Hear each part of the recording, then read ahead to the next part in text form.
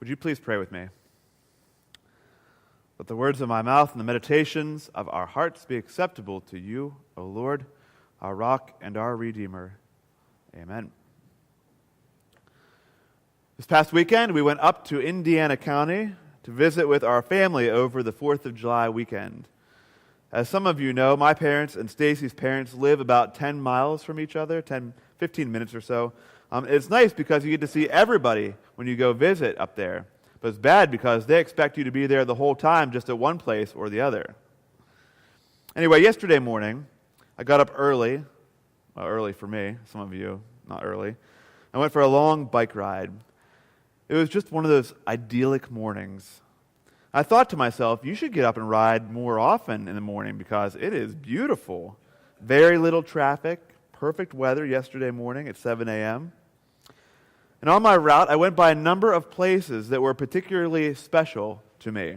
Now, I hadn't really planned it that way. I just kind of planned a rough ride around Indiana County and got on my bike and went. I didn't realize I'd drive or ride past kind of significant places.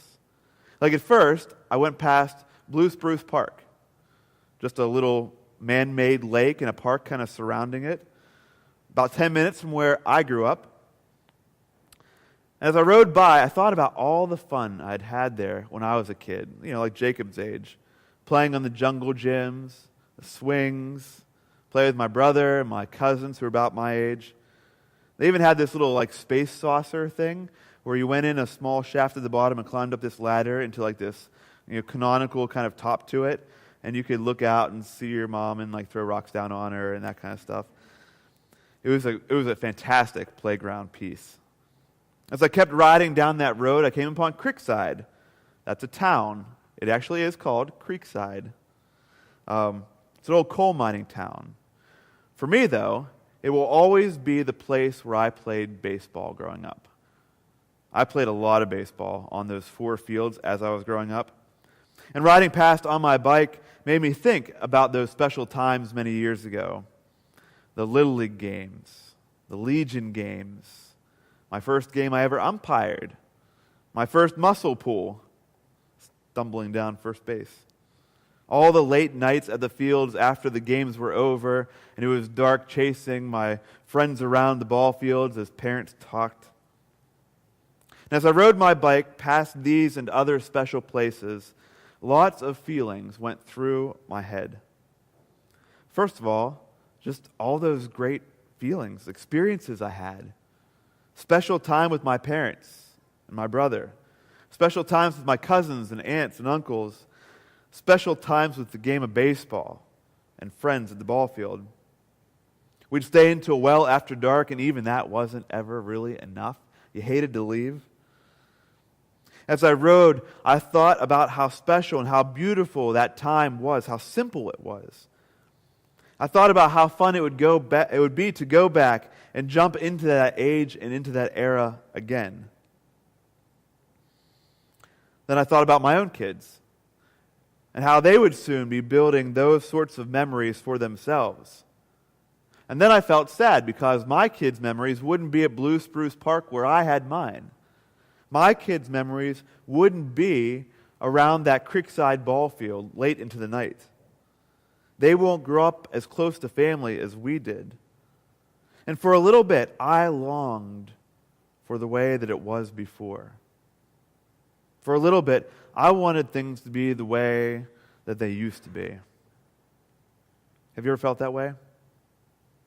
Maybe I'm the only one, nostalgic sort.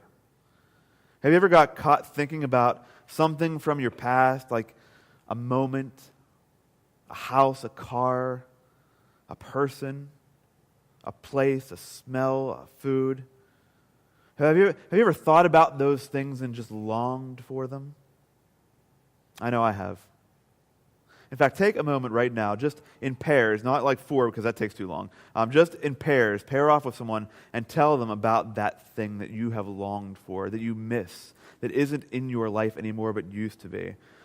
Tell that other person about the longing, just quickly. Now, turn to that person and talk.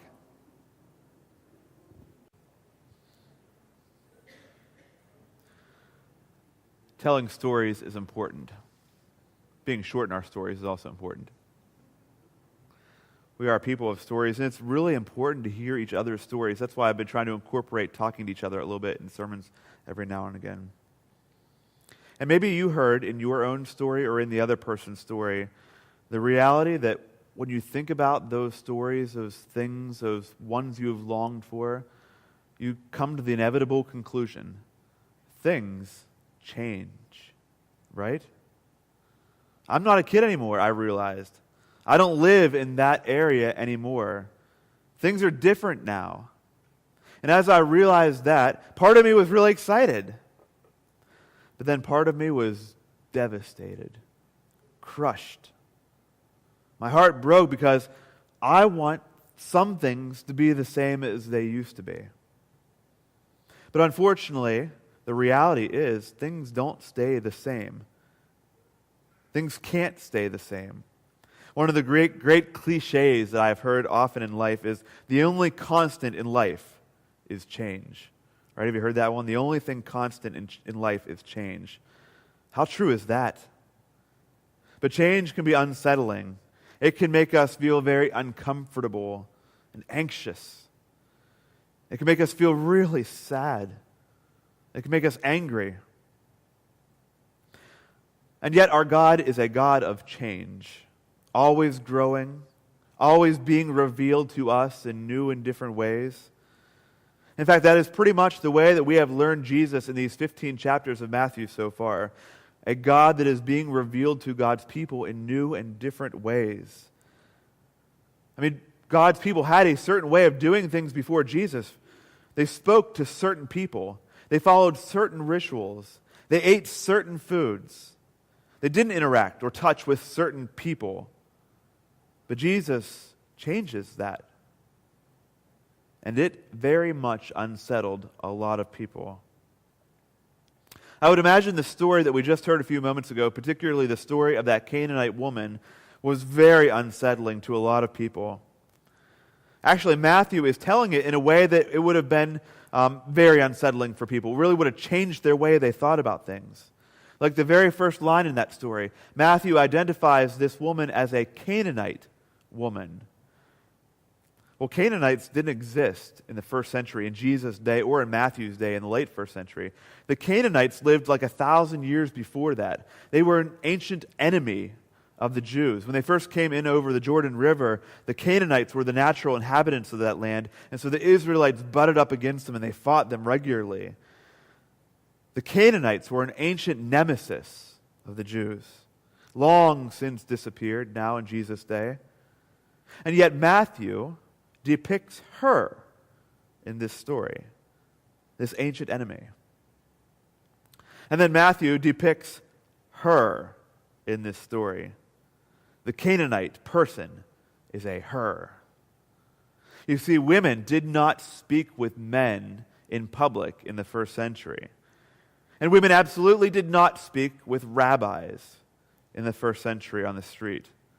And Jewish rabbis absolutely did not speak with women on the street in the first century. And yet, in this story, it is the enemy, a woman, who is sacred and special by the end of the story. Despite following Jewish protocol and trying to fend her off, I was sent only to the lost sheep of Israel, she is persistent.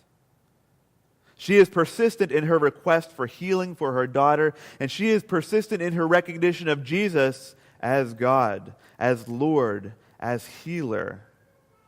And so it is appropriate that by the end of that story, Jesus names her as the person of great faith. No one in Matthew's gospel is of great faith except this woman. The disciples, on the other hand, are often named as those of little faith. The reality is, our God is a God of change. Radical change sometimes. Life-changing change. Inclusive change in this story. Moving into uncomfortable and unexpected places sort of change is our God. Our God invites us out of that past that we sometimes long for, out of what we used to do, how we used to live, what we used to love, out of what we nostalgically desire to hold on to. Is that sad sometimes? Yeah. Can it be scary? Yeah. Frustrating, anxiety-producing, angering, infuriating? Absolutely. But the truth is, our God is in the change.